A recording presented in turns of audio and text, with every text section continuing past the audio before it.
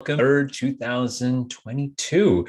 May the 3rd be with you. Doesn't have the same ring as May the 4th be with you, but I'm hoping that wherever you are, you're very, very excited for an exciting Star Wars day. May the 4th be with you. And of course, Cinco de Mayo, where everybody just regales in what should be a Taco Tuesday, but it's not a Taco Tuesday. And also, if you're watching this right now, by now you know that I did not get drafted in the first round of the NFL draft. I did not get drafted in the second round.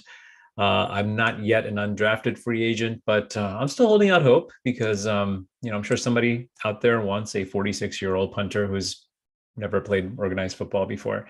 So exciting stuff today. It's one of those things where you hear over and over again that when the market is dipping, when the market is tanking like this, we want to be long-term investors. And you've heard me say this, and we all believe this at some intellectual level, I like to think, but what's the proof? Like, how do we know that that's actually the case? Like, just because something happened for 100 years doesn't mean it's going to happen again, right?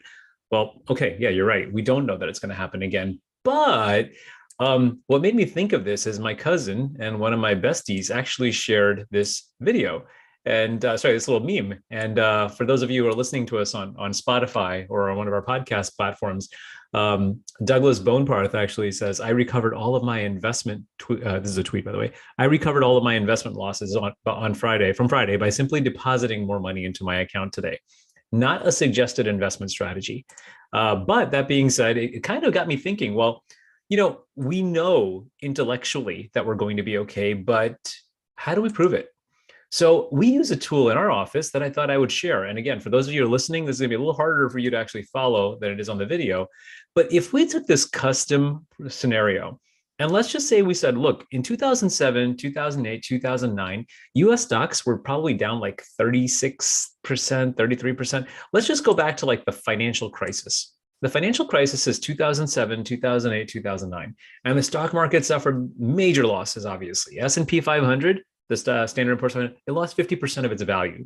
And then the bond market was volatile, but unchanged. So what would have happened in that scenario? In this Riskalyze tool, and I'll make it a little bigger so you guys can see it. In this Riskalyze tool, we actually assign a number of anywhere from 0 to 99 to assess risk.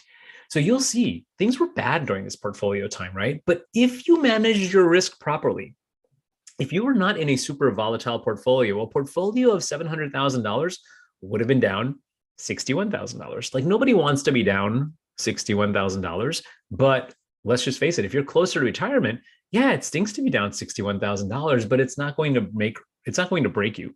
Especially if you stay long-term. Now, if you're in a very volatile portfolio, like the S&P 500, or this other one that I'm looking at, this global tilt and highly aggressive, this risk number of 75 or 85, well, you'll see you'll be down like 410,000 approximately, or 373,000. But that's not what I wanted to show you. This is where patience, young Padawan, comes in. This is where the you gotta basically channel your inner Jedi warrior and just zen out here. So 2007 was the financial crisis. That's what I'm circling up here. And 2009 is, in hindsight, when it ended. But let's just say you didn't panic and lock in some of these losses. What do these exact portfolios look like if you just stayed the course? Well, okay, let's just say you had a 10-year horizon. Maybe this was a college savings. Maybe you were 10 years away from retirement. So we take this slider and we go from 2007 out to, say, 2017. I'll try to do this with a steady hand. Stop. Okay.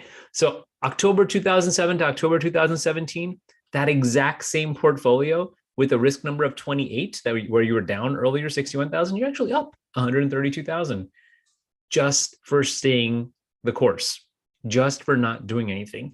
And this global tilt portfolio, this extremely aggressive portfolio, you're up 110%, $775,000. You've more than doubled your money over that 10-year window because you did not panic when things are bad. Now, is this going to happen again? Or is it not going to happen again? And the answer is a solid maybe. But my money, quite literally, is betting on the fact that, yeah, it is going to happen again because it's happened over the last 100 years or so. But does everybody take that level of risk? No. And this is where knowing your proper allocation of investments is so, so, so important. Knowing what your horizons are.